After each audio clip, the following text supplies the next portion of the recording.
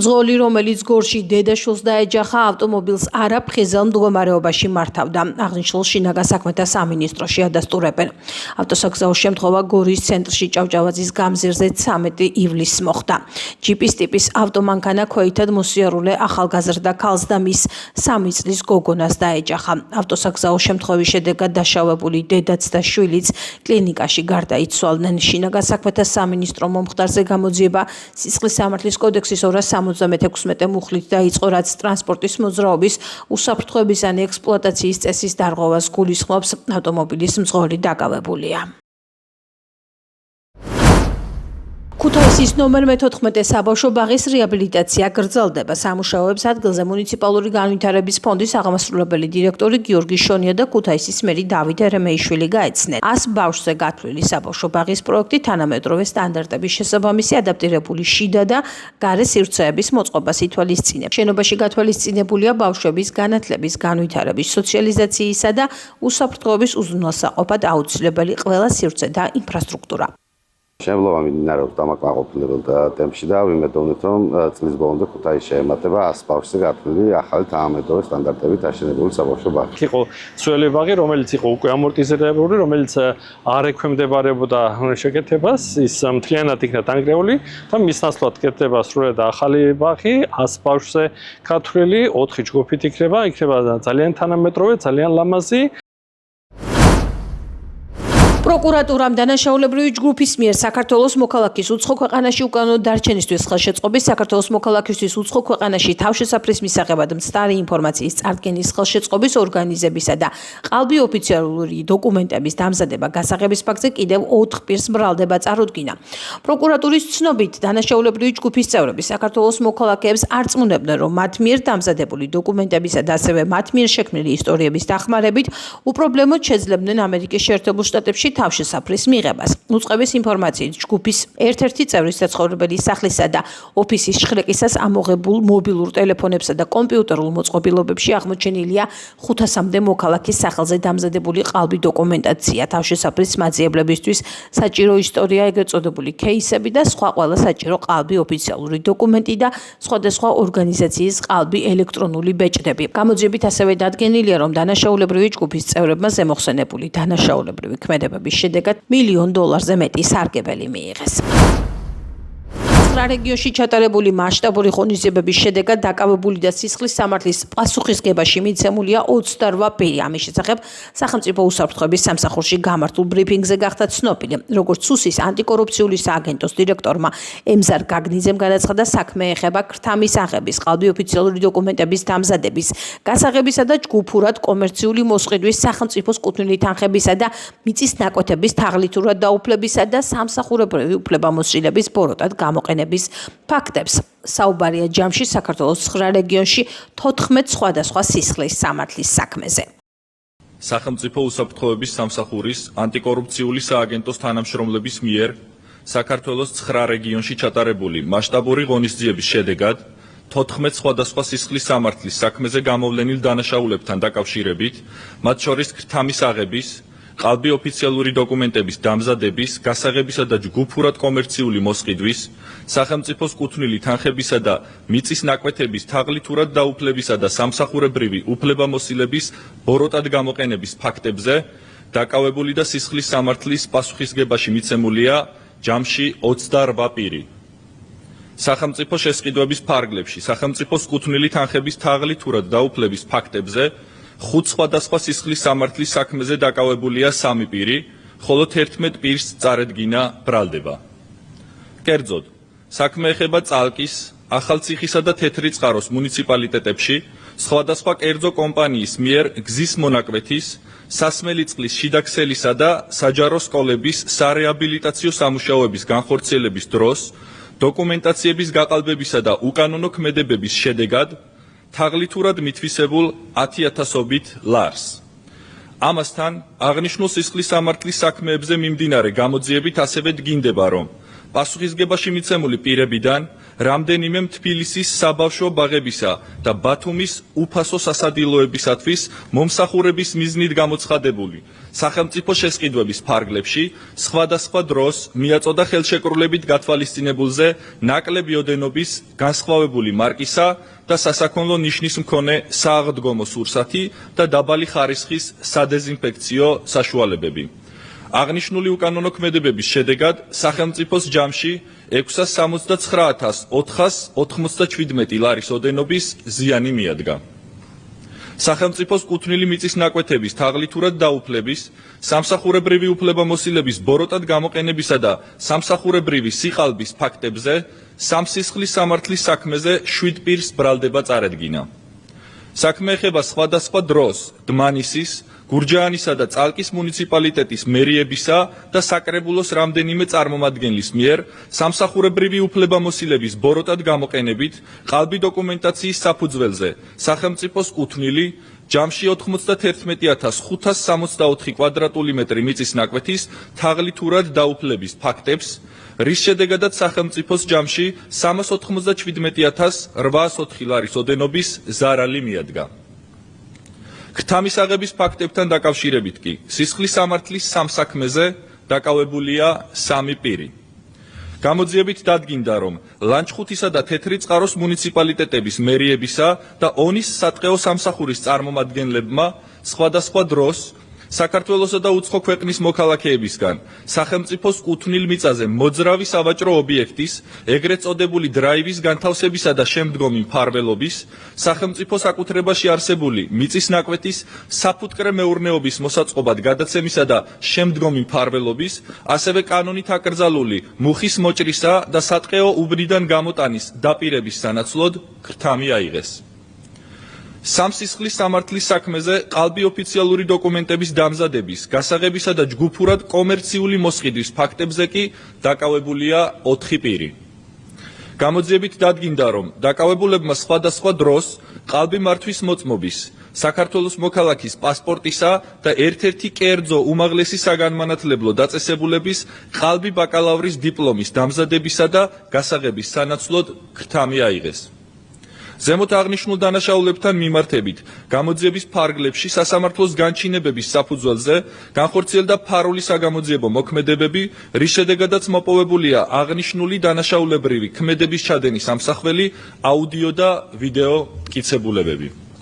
აღნიშნულ დანაშაულებრივ ქმედებებთან დაკავშირებით გამოძიება მიმდინარეობს საქართველოს სისხლის სამართლის კოდექსის 180 მუხლის მეორე ნაწილის ა და მესამე ნაწილის ბ ქვეპუნქტებით, 196 მუხლის პირველი ნაწილით და მესამე ნაწილის ბ ქვეპუნქტებით, 221 მუხლის მეოთხე ნაწილით, 322 მუხლის პირველი ნაწილით, 318 მუხლის პირველი ნაწილით, 341 მუხლით და 362 მუხლის მეორე ნაწილის ბ ქვეპუნქტით. გამოვედით რა ეპიზოდში, რომელ რეგიონში? თეთრი წყარო. ავიც მეტი არა. საჯარო მოხელე იყო? მერიაში მუშაობდა თუ საკრებულოში? მერიაში. მასალები არ გადმოუციათ, უნდა მოვიდე. საკრებულოს არ შეხვდით? საკრებულოს შეხვდით. რას ამბობს? არაფერი არ იცის თვითონ. რას რო წარმოდგენენ? მაინტერესებს რა გიხარ? სატყეო სამსახურთან იყო კამერა? არანაირი. ასე ხდება, როდესაც კორუფცია არის შერჩევითი და ფასადური, როდესაც აღმოჩენილი პრობლემის შემდეგ არ ხდება სისტემის შეცვლა. სწორედ ეს დაემართა ამ სისტემას და კვლავ ფული იპარება სოციალურად დაუცველების, ფასოსასადილოების და ამ ტიპის, ესე ვთქვათ, სფეროებიდან. არაფერი ამ ქვეყანაში არ ხდება მაღალჩინოსნების გავლენის გარეშე. როდესაც ვამბობთ, რომ სისტემა არის კორუფციული და დაჭაობებული, ეს ნიშნავს, რომ კორუფციული წილი ყოველთვის მიდის მაღალჩინოსნების ჯიბეში. ეს არის საქმეების ჩაფარცხვა იმისთვის, რომ არ მივიდეს გამოძიებები თუ საზოგადოებრივი აზრი მაღალჩინოსნებამდე. აი ამ ბოლო ეპიზოდმა ჩვენ გვაჩვენა მასშტაბები. ანუ გამოდის, რომ არ არსებობს სფერო, არ არსებობს ისეთი რამ ადამიანის ფანტაზიას, საიდანაც ფულის გამოდნობა არ შეუძლია. ბიუჯეტის ფულზე აღარ არის უკვე აქ ლაპარაკი, ხო, მოქალაქის ჯიბეში ჩაძრომამდეა უკვე საქმე მისული. აი აბსოლუტურად ყველა სივრცე მოიცეს. არანაირი მნიშვნელობა, ფუნქცია და დანიშნულება ამ საქმეს არ იქნება. თუ ბაზარი არ გადახალისდება, თუ მაღალი კონკურენცია არ გაჩნდება, რაც უკვე ბიზნესის განვითარებას გამოიწვევს. ასეთ შემთხვევაში აი ეს აქტი ეს დარჩება უბრალოდ ამ ხელისუფლებისთვის თავმოწონების მექანიზმად.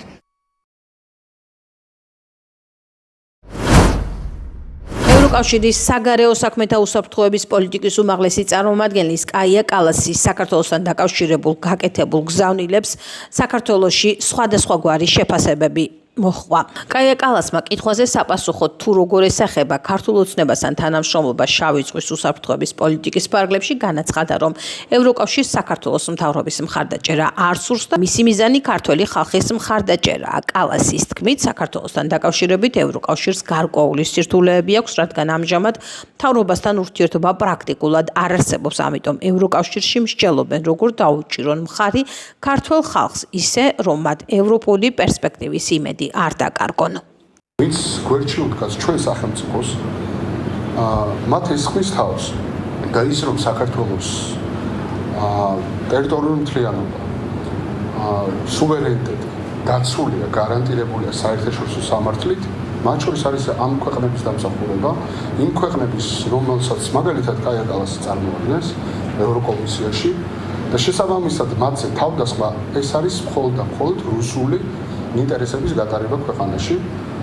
ალბათ მარტო რუსეთს გაუხარდება ის რაც ხდება საქართველოში. კაია კალასის განცხადება არ არის ახალი. ბოლო 2 წლის განმავლობაში მას შემდეგ რაც ბიძინა ივანიშვილმა კობახიძის სახით ყველას გითხრა, რომ საქართველოს ევროკავშირში ინტეგრაცია ჩერდება, ეს იყო ის მომენტი, როდესაც სხვა გზა აღარ დაუტოვეს ჩვენს პარტნიორებს, მათ შორის ევროკავშირს, მიუხედავად ძალიან ბევრი მცდელობებისა, რომ ეს შემოგვებრუნებინა ყველას ერთად, რომ დღევანდელი რეალობით ქართულ ოცნებას არ აქვს იმის რესურსი და არ აქვს იმისი სურვილი პირველ რიგში და პოლიტიკური ნება, რომ საქართველო გახდეს ევროპული ოჯახის ნაწილი. შესაბამისად, კაია კალასი ამბობს იმას, რაც არის ფაქტი. რევოლუციის მოხდენის ახალ გზებს ვეძებთ საქართველოს. ჯერ ვერ მოვიფიქრეთ კარგად, მაგრამ ვცდილობთ, რომ ეს რაღაცნაირად ძალიან შორეულ პერსპექტივაში არ გადავდოთ და ქართველი ხალხი, რომელიც ვერ ხვდება იმას, რომ რევოლუცია უნდა მოაწყოს, რამენაირად დაარწმუნონ ამ საკითხში. ეს ნიშნავს ამას, სხვა რამე ეს არ ნიშნავს.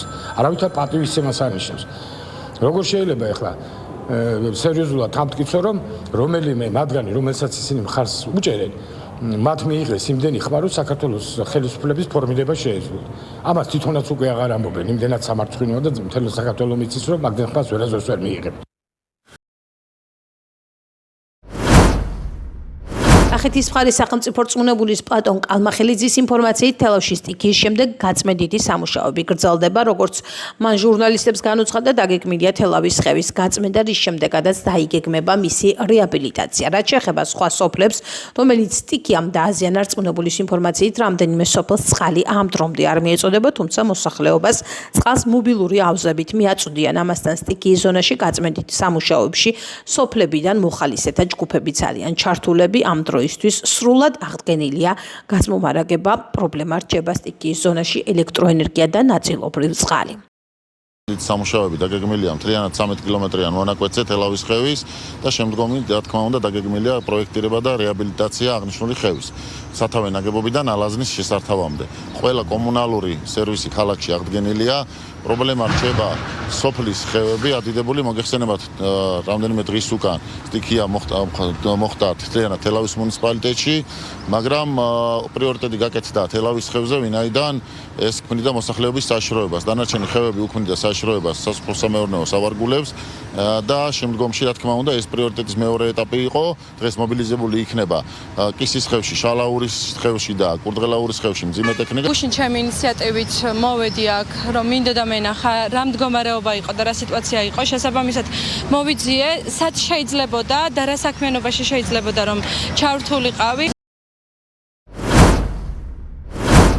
ბინის გაქურდვის ბრალდებით წარსულში მრავალჯერ ნასამართლები პირი დააკავეს. გამოძიებით დადგინდა, რომ ბრალდებულმა თბილისში მდებარე ერთ-ერთ საცხოვრებელ ბინაში ფარულად შეაღწია, სადაც მართსაწინააღმდეგოდ დაეუფლა ფულს და ძვირადღირებულ ნივთებს, რის შემდეგადაც შემთხვევის ადგილიდან მიიმალა. ჩატარებული ოპერატიული ღონისძიებებისა და საგამოძიებო მოქმედებების შედეგად სამართალდამცველებმა დანაშაულის ჩამდენი პირი ბრალდებულის სახით დააკავეს. დაკავებულის საცხოვრებელ სახლში ჩატარებული ჭხრიკის შედეგად პოლიციამ ნაქურდალი ნივთების ნაწილი ნივთმტკიცება დამოიღო, ასევე ამოღებულია ქურდობისთვის საჭირო ხელსაწყოები.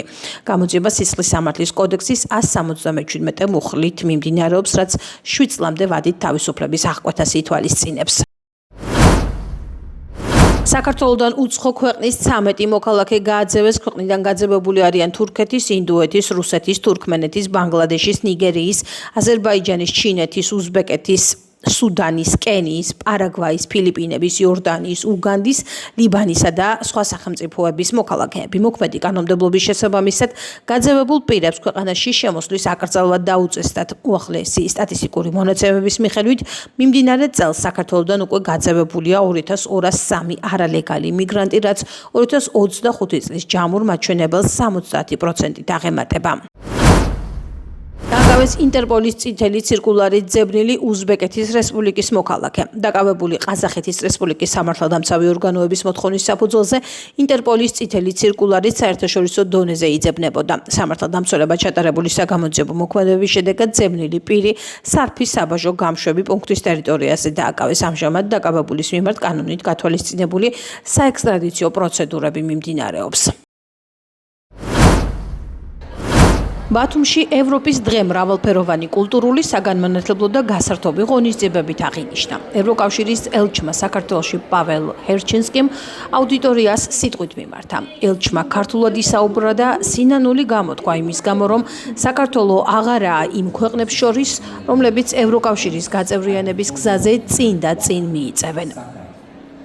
საერთო წესების დაცვას მოაქვს ევროკავშირის წევრებისთვის მშვიდობა. კეთილდღეობა და განვითარება უკვე თითქმის 80 წელია. მსოფლიო გამოძვევებთან გამკლავებით ევროპა მხოლოდ ძლიერდება. მეტიც ევროკავშირი ფარდოვდება.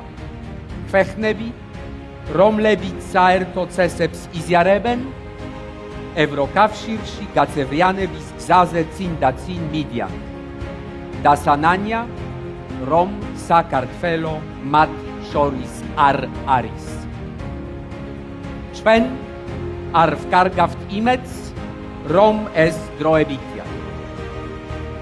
30 წელზე მეტია ჩვენ ვდგავართ საქართველოს გვერდით, თქვენ გვერდით, როგორც მტკიცე და საიმედო პარტნიორი. ევროკავშირის მხარდაჭერა საქართველოს მიმართ უცვლელია.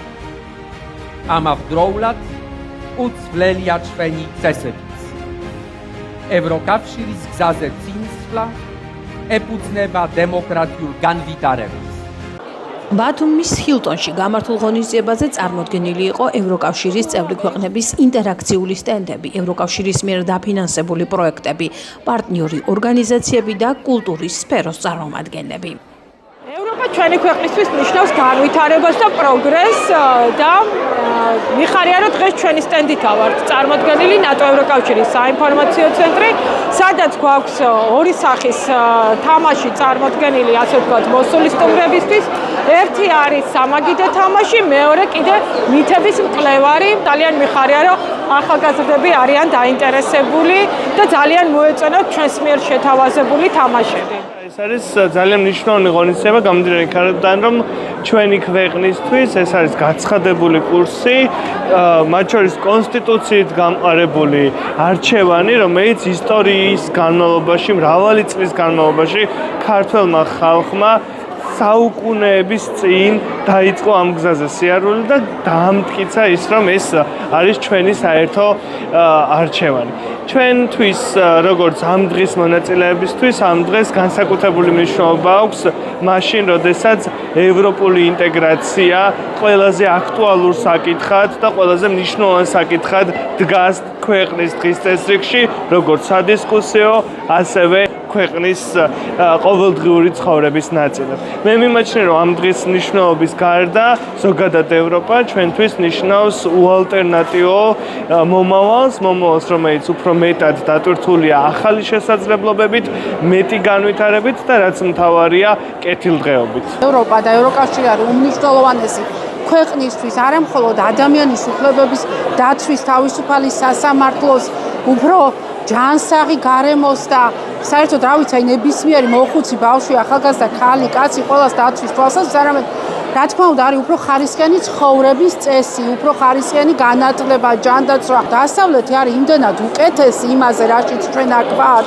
რომ ამას ახსნაც კი აღარ ჭირდება. დაუფიქრდნენ უბრალოდ, სად დადიან საშოპინგოდ, განათლების მისაღებად, დასასვენებლად, ჯანმრთელობის დაცვის მიზნით ადამიანები, რომლებიც მათ უხსნიან, რომ ევროპა რკნის, სად ასწავლიან შვილებს და სად აჩენენ შვილებს სინამდვილეში ის ადამიანები, რომლებიც ევროპის რაღაც უკეთურებაზე ესაუბრებიან ამ თავიანთ მრევლს. იმიტომ რომ ყველა აბსოლუტურად აი რომ მოიკითხო ნებისმიერი მათგანი არის ევროპაში, რატომ? იმიტომ ძალიან კარგად იციან, რომ ეს არის უკეთესი, რაც შეუქმნია საერთოდ საზოგადოებას და კაცობრიობას. დღის განმავლობაში სტუმრებს შესაძლებლობა ჰქონდათ მონაწილეობა მიეღოთ სხვადასხვა აქტივობაში. ღონისძიების ფარგლებში გაიმართა ცოცხალი მუსიკალური შესრულებები, საბავშვო თეატრის წარმოდგენები, ადგილობრივი მოსწავლეების კონცერტი, ლაივ პოდკასტი და გასტრონომიული სივრცე. We came here with 10 EU member states. ჩვენ აქ ჩამოვედით ევროკავშირის 10 წევრი სახელმწიფოს წარმომადგენლებთან ერთად. ევროკავშირის პროექტების მონიტორინგის მისიის ფარგლებში, რათა წარმოვაჩინოთ, რას წარმოადგენს ევროკავშირი და რას აკეთებენ ჩვენი წევრი სახელმწიფოები. ძალიან ვამაყობ, რომ დღეს აქ ვარ, საქართველოს სამოქალაქო საზოგადოების მრავალ ორგანიზაციასთან ერთად. მათი დიდი ნაწილი ევროკავშირის მიერ ფინანსდება და ისინი წლების განმავლობაში აუმჯობესებენ რიგითი მოქალაქეების ცხოვრებას. ეხმარებიან ადგილობრივ თემებს, მუშაობენ სხვადასხვა მიმართულებით, მათ შორის განათლების, გარემოს დაცვისა და მრავალი სხვა სფეროს განვითარებისთვის. ვამაყობთ, რომ ევროკავშირი უკვე 30 წელზე მეტია საქართველოს გვერდით დგას, ეხმარება და მხარს უჭერს ქვეყანას. ჩვენ გსურს ეს პარტნიორობა გაგრძელდეს იქამდე, სანამ საქართველო ევროკავშირის სრულუფლებიანი წევრი არ გახდება. And we want to continue this partnership until Georgia becomes full member of the European Union.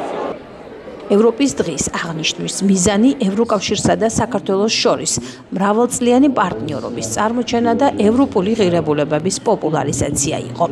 ევროკავშირისა და საქართველოს თანამშრომლობა უკვე 30 წელზე მეტს ითვლის.